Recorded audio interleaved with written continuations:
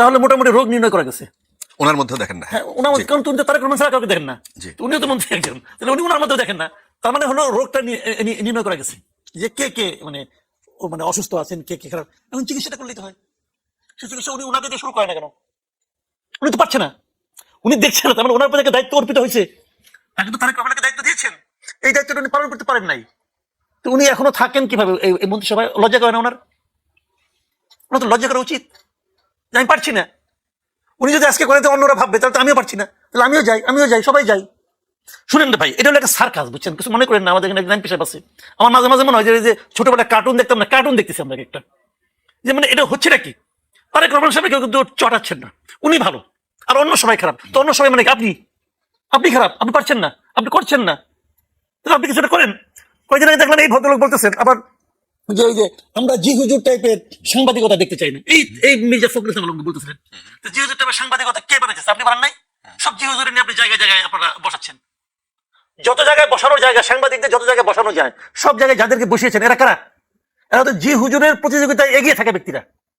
বিভিন্ন দেশে আপনি প্রেস মিনিস্টার নিয়োগ করেছেন, এরা কারা? জি হুজুরের যারা প্রতিযোগিতা হয়েছে, সেই প্রতিযোগিতা যারা এগিয়ে আছে তারা। তো আপনি তো জি হুজুরকে আপনারা তো করতেছেন, গ্লোরিফাই করতেছেন, করে তারপরে বলেন আমরা জি হুজুর আমাকে সাংবাদিকতা চাই না। ফাজলামি করেন নাকি মানুষের সঙ্গে? এই দেশের মানুষের সঙ্গে ফাজলামি করেন আপনারা? আবার শুনলাম ওনাকে নাকি প্রেসিডেন্ট বানানো হবে। সে পায় না তো, এত স্বীকৃত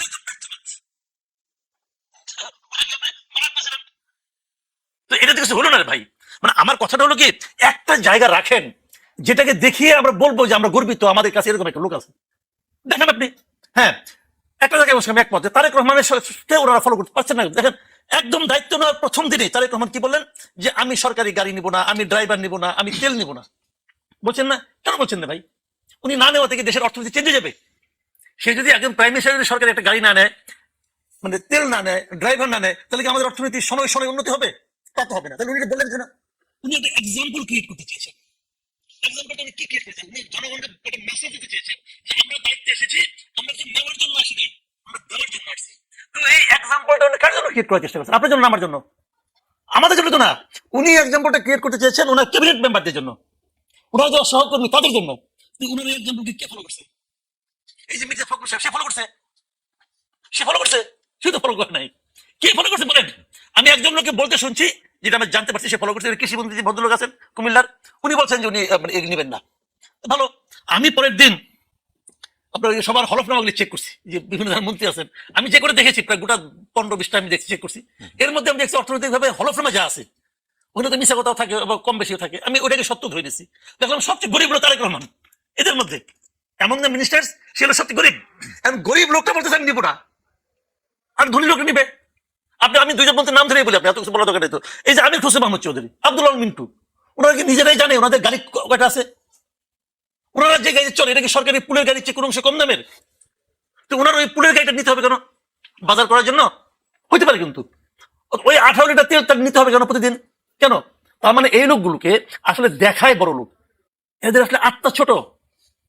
এই ছোট আত্মার লোকগুলি এখন আমাদের রাষ্ট্র ক্ষমতায় বসে আছে, দেশের উন্নতি করবে না, সেটা নিয়ে কিন্তু কেউ ওইভাবে প্রশ্ন তোলে নাই। না, তুললাম, কেউ তুলছে না, কি আছে যায়? আচ্ছা, আমি দেশের একজন নাগরিক না, পছন্দ আমি তুললাম, আমার পছন্দ না আপনার, পছন্দ তুললাম, তারা কেন করলো না? বলে না ভাই, প্রাইম মিনিস্টার যখন একটা কাজ করে কেন করে? আবার দেখেন 18 জন মন্ত্রীকে প্রোটোকল, পুলিশ প্রোটোকল দেওয়া হবে না বললো তো, অর্ডারটা কে সাইন করছে? সালাউদ্দিন সাহেব। পুলিশ প্রোটোকল তো ওনার, উনি নিবেন কেন? এক্সাম্পলটা কোথায়? আপনি এক্সাম্পলটা কে 7 জন নিবে?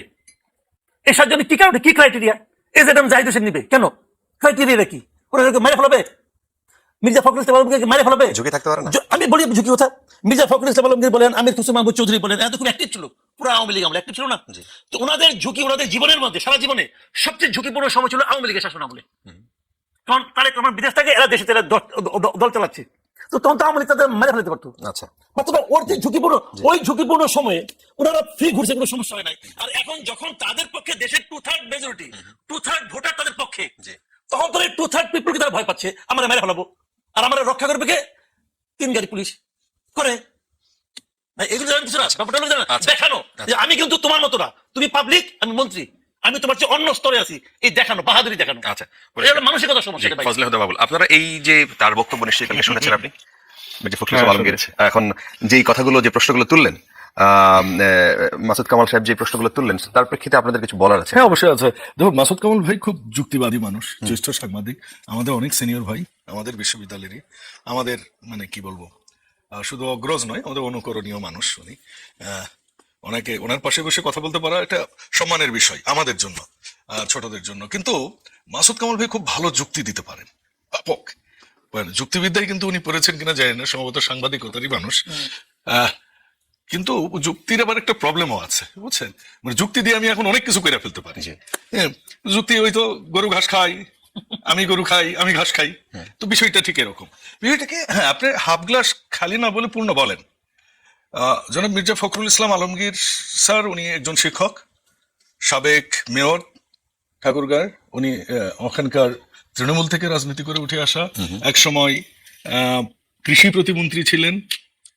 বাংলাদেশের যতগুলো রাজনৈতিক দল আমাদের দেখা মতে সবচেয়ে সুশীল, সভ্য, সুবক্তা এবং সবসময় সাহিত্য চর্চা করা মানুষ, সত্যবাদী, আমাদের সবার শ্রদ্ধা। জি, এই বিষয়টি কিন্তু তিনি দ্বিমত প্রকাশ করেন। আমি শেষ করি। জি, উনি যখন রিয়েলাইজেশন করে বলেন যে তারেক রহমান ছাড়া আমরা কেউ, এটাকেও কিন্তু আবার স্বাগত জানানো যায়। যে ধরুন এগুলো সব ভুলে যান, আমি দলের লোক নয়, আমি আর মাসুদ কামাল ভাই এখন বিতর্ক করছি, যুক্তি নিয়ে কথা বলছি। তাহলে আমি যদি বলি যে উনি রিয়েলাইজেশন করেছেন যে উনিও ঠিক করছেন না, এটাও তো উনি সাধুবাদ পাওয়া যোগ্য, তাই না? খালি সমালোচনাই তো পাওয়ার যোগ্য নয়। আবার উল্টো দিকে আমি যদি মনে করি যে উনি দলের সাধারণ সম্পাদক, উনি এটা বলে সবাইকে সতর্ক করছেন, সেটাকেও আমি ভালো বাণী মনে করছি। আবার উনি যে বললেন যে কেউ কেউ গাড়ি নিচ্ছেন, পুলিশ প্রোটোকল নিচ্ছেন, আবার কেউ কেউ নিচ্ছেন না, আমার মনে হয় যে এক একজন ব্যক্তির এক এক ধরনের নিরাপত্তার ইস্যু থাকে।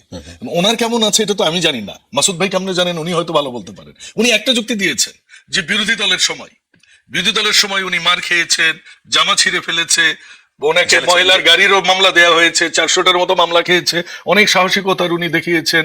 বাংলাদেশ জাতীয়তাবাদী দলের সাথে উনি কোনোদিনও, দলের আদর্শের সাথে কোনোদিনও উনি আদর্শকে বিক্রি করতে যান নাই, এবং জনাব তারেক রহমানের প্রতি তার মানে কি বলবো অবিচল আস্থা রেখে উনি পুরো টাইমটা নেতৃত্ব দিয়েছেন। এখানে থেকে বিহাইন্ডে ছিলেন অবশ্যই আমাদের দলের তখনকার ভারপ্রাপ্ত চেয়ারম্যান, এখনকার যিনি বিএনপির চেয়ারম্যান এবং মাননীয় প্রধানমন্ত্রী।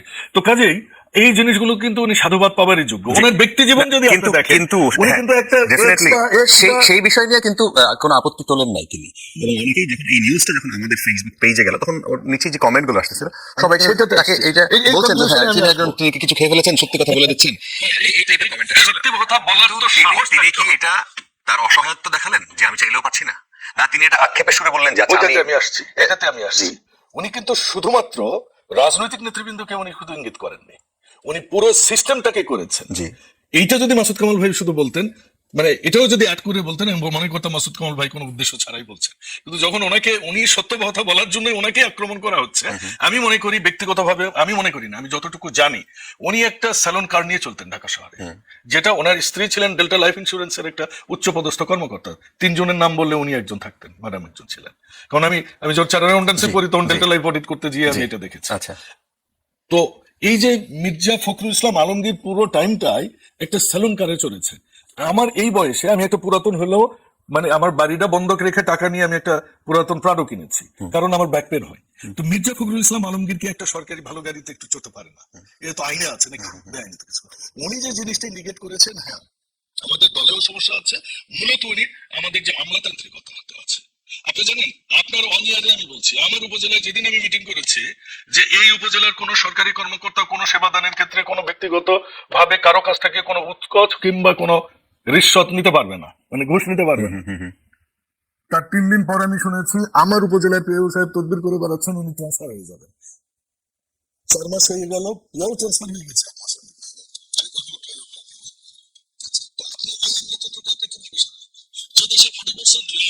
মানে সরকারি পদ খালি আছে 100টার মধ্যে 40টা। আপনি এখনো পিআইও পান নাই?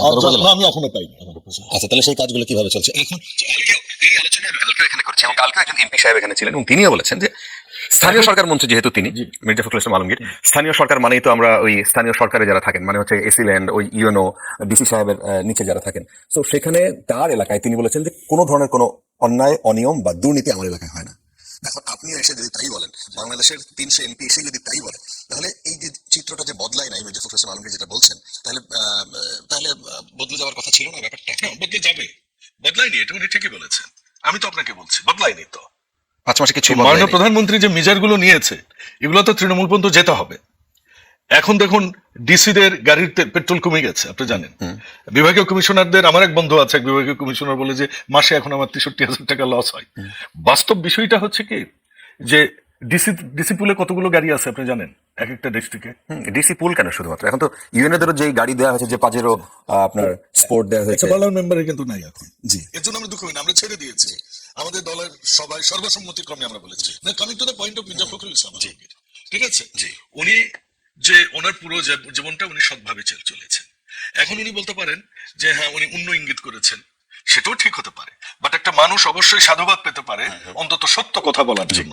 এবং যখন একটা মানুষ এটা বলার মতো গার্ডস থাকে, তখনই ওই মানুষটা প্রিভেন্টিভ মেজার নিতে পারে। আমরা প্রিভেন্টিভ মেজারের দিকে আছি। আমাদের যে প্রশাসন আমরা পেয়েছি, এটা অ্যাবসলিউটলি গত 17 বছরের নিউ রিক্রুটেড তৃণমূলের প্রশাসন ফুল। জি, কারণ যার বয়স এখন 20 বছর জবের, সে কিন্তু জয়েন্ট সেক্রেটারি, সে আর উপজেলায় নাই, জেলায় নাই কিন্তু। কাজে যার বয়স এখন 12 বছর, 10 বছর, 8 বছর, 6 বছর, তারাই কিন্তু এখন প্রশাসনে। আচ্ছা, পরিষ্কার। আমাদের সাথে আরেকজন অতিথি আছেন, নাফিস ইমতিয়াজউদ্দিন। তাকে আমরা চিনি অন্যভাবে। আপনি যেহেতু রাজনীতির সাথে সংশ্লিষ্ট না, আপনি একজন দর্শক হিসেবে, আপনি মানুষের প্রতিনিধি হয়ে যান এখন, একেবারেই সাধারণ মানুষ হিসেবে আপনি বলেন যে এই যে একটা পরিবর্তনের আকাঙ্ক্ষা তো ছিল, তাই না? সেই আকাঙ্ক্ষার জায়গায় কি কোনো পরিবর্তন কি আপনার কাছে মনে হয়েছে যে হ্যাঁ এগোচ্ছি আমরা? আমার মনে হয় যে তারেক রহমান সাহেব he is setting the example, কিন্তু ওনার ডাউনওয়ার্ড যেটাকে যেন পারমিয়েট করে সেটা এনশিওর করতে হবে। আর ফখরুল ইসলাম সাহেব যেটা বলেছেন, উনি কিছুদিন বিমানের চার্জেও ছিলেন কোনো এক সময়। I know him is a very honest man, এবং শিক্ষিত সবাই জানে। কিন্তু ওনার এটা শুনে আমার যেটা প্রথমেই মনে হয়েছে যে উনি আসলে যারা ইন গভর্নেন্স অফ স্টেট, মন্ত্রী এমপি সাহেবরা যারা, উনি ওদের কথা বলেননি, উনি ইঙ্গিত করেছেন আমলাদের কথা। এখানটাতে আমি জানি না এইটা বলে আমি বাসায় পৌঁছতে পারবো কিনা। আপনার কি হঠাৎ করে আপনি দেখেন সরকারি চাকরির জন্য মানুষ প্রাণ দিচ্ছে। কেন প্রাণ দিচ্ছে বলতে? এই যে অভ্যুত্থান হলো, আচ্ছা, জি, ওনারা তো আসলে সরকারি চাকরিতে যেন কোনো বৈষম্য না থাকে, না থাকে, ওকে, সেটার জন্যই তো করা হয়েছিল।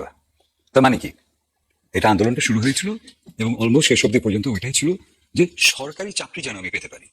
হ্যাঁ, সরকারি চাকরি পাওয়ার জন্য একদম প্রাণ দিয়ে দেব। তারপরে যদি আমি সরকারি চাকরি পেয়ে বসি, তাহলে ন্যাচারালি আমি যা করার তাই করব। এবং আমার মনে হয় যে তাই হচ্ছে। এইটা যেহেতু গভর্নেন্স অফ স্টেটে যায়, একটা ম্যানেজমেন্ট, এই অন হ্যান্ড ম্যানেজমেন্টটা প্রচন্ড রকমের ডিলিজেন্ট হতে হবে।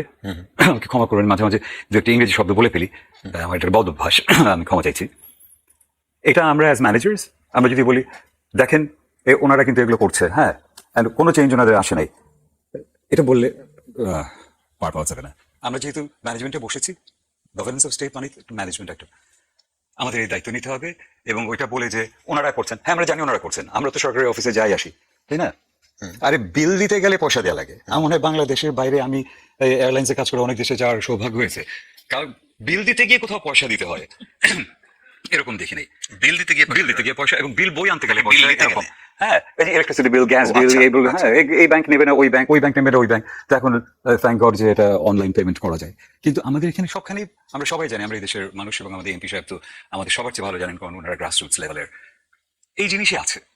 তাহলে এই জিনিস যদি চেঞ্জ করতে হয়, আমি আপনাকে আস্থার সাথে বলতে পারি, ম্যানেজমেন্ট আমিও ছিলাম অফ এন অর্গানাইজেশন। নিজে যদি আপনি ডেমনস্ট্রেবলি ফেয়ার থাকেন, ডেমনস্ট্রেবলি বলছি যে আমি সৎ থাকলাম, আর অন্য কে কি করলো আমি এটার মধ্যে গেলাম না, বিপদে পড়বো, পড়েওছি জীবনে। বাট আমি যখন ওই দায়িত্বে বসবো, তখন কিন্তু আমার যে ওনারা করছেন এই কথা বলে থামা যাবে না। এখন ওনারা দায়িত্ব নিয়েছেন, ওনারা যেহেতু অনেস্ট পিপল, আমাদের ওই প্রত্যাশা তো আছেই। এবং যেটা বললেন যে সবাই বলছেন যে তারেক রহমান সাহেব has set the example and he is a new person. হ্যাঁ, তো আসার জায়গাটা আছে। আর ওরা যেহেতু নিজেরা বলছে, কিন্তু আমার মনে হয় যেটা আর জাস্ট আমলাদের উপরে আর সরকারের যারা কাজ টাজ করছে এটার উপরে, হ্যাঁ, ওনারা করছেন, ওনারাই করবেন, ওনারা এটা কোনো আই ডোন্ট থিংক যে one should get away with, one should accept. আচ্ছা আচ্ছা। কিন্তু আপনি আপনার কথার মধ্যে কেন বললেন যে আমি এটা বলে বাড়ি যেতে পারবো কিনা? আপনার কি কোনো ভয় আছে যে আমি মত প্রকাশ করলে আপনি কোনো, ওই যে বললেন, আপনি দীর্ঘদিন ওই প্রশ্নটা করলাম যে সরকারি চাকরির জন্য প্রাণ দিচ্ছি কেন? আচ্ছা আচ্ছা। ওকে, মাসুদ কামাল, আমরা আরেকটা প্রসঙ্গে যেতে চাই। সেটা হচ্ছে যে এই যে আজকেই শেষ হলো আনুষ্ঠানিকভাবে জুলাই পদযাত্রা এনসিপির, এবং এনসিপির পদযাত্রার শুরু থেকে শেষ পর্যন্ত কিছু কিছু জায়গায় এমনভাবে তাদেরকে কোনো কোনো জায়গায় বাধাগ্রস্ত করা হয়েছে। এটা দেখে আপনার রিয়েলাইজেশন কি? আচ্ছা, আমি এটা বলবো। আমি তার আগে আমাদের দুজন আলোচনা করতে একটা বলি। আমি বাবু ভাইয়ের কথা একটা ছোট্ট মন্তব্য করি, যে ওনাকে প্রশংসা দেওয়া উচিত ছিল। আমি তো প্রশংসা করেই শুরু করছি। জি, আমি তো শুরু করছি প্রশংসা করে, ওনাকে ধন্যবাদ, উনি এটা স্বীকার করছেন। কাজে আমি ওনাকে কোনো সমালোচনা করছি তা না। দেখেন, ওনারা মন্ত্রী হয়েছেন। মন্ত্রী হয়েছেন মানে কি, ওনারা তো জেনে বুঝে একটা দায়িত্ব নিয়েছেন, তাই না? এখন দায়িত্ব জেনে বুঝে এবং শপথ নিয়ে দায়িত্ব। হ্যাঁ, ওনারা জেনে বুঝে। ওনারা কি জানেন না মন্ত্রী? কারণ উনি তো আগে মন্ত্রী ছিলেন, উনি জানেন না? উনি আগে মন্ত্রী ছিলেন, তখন উনি আমলাদেরকে হ্যান্ডেল করেন নাই? হ্যান্ডেল করছেন তো। জি। তো তাহলে এখন বলেন কেন? তার মানে হয় আমলারা আগের চেয়ে স্ট্রং হয়ে গেছে, অথবা ওনারা আগের চেয়ে উইক হয়ে গেছেন। যে কোনো একটা হবে। শুনেন, আমি যেটা বুঝি আমার সহজ ভাষায়, যদি পলিটিশিয়ান সৎ থাকে, আমলাদের তেমন কিছু করার থাকে না। তারপরেও আমলারা করে। আপনারা বাংলাদেশে আমলাতন্ত্রকে আগের সরকার, মানে আমি মানে পলিটিক্যাল গভর্নমেন্ট কথা বলছি, আওয়ামী লীগ সরকার এত মানে ফ্রাঙ্কেনস্টাইনে পরিণত করে গেছে যে ওখান থেকে ব্যাক করানো আসলে কঠিন। আমি আপনার একটা প্রাইম মিনিস্টার একটা ব্যর্থতার কথা বলি। পারেন তো সে এই যে ডেপুটি সেক্রেটারির উপরে 30 লাখ টাকা করে গাড়ি কেনার জন্য লোন দেওয়া, এবং 50,000 টাকা করে তাদেরকে গাড়ি মেনটেন্যান্সের জন্য দেওয়া, এটা তো উনি থামাতে পারে নাই। প্রথম কেউ দিন স্থগিত করছিল। আমি একটা কথা বলি এখানে, মানে বললে ওরা ঠিক হবে কিনা আমি যাই না। আমার সঙ্গে একবার দেখা হয়েছিল প্রাইম মিনিস্টার হওয়ার পরে। তখন উনি আমাকে বলছিলেন যে আমি করতে যাচ্ছি। দেখা হয়েছে না, দাওয়াত দিচ্ছিলাম ওই আর কি। তো উনি বলছিলেন যে আমি এটা করতে যাচ্ছি। আমি ওনাকে মুখের উপর বলে আসছি আপনি পারবেন না। মানে উনি যদি এটা শুনে উনি মিলাই নেবে। আমি ওনাকে বলেছি যে আপনি এটা পারবেন না, আমলাদের সঙ্গে আপনি পারবেন না। আমি আপাতত স্থগিত করছি, আমি ফিনিশিং আপনি পারবেন না। কেন পারেন না জানেন? একটু আপনাকে কমপ্লিমেন্ট করি।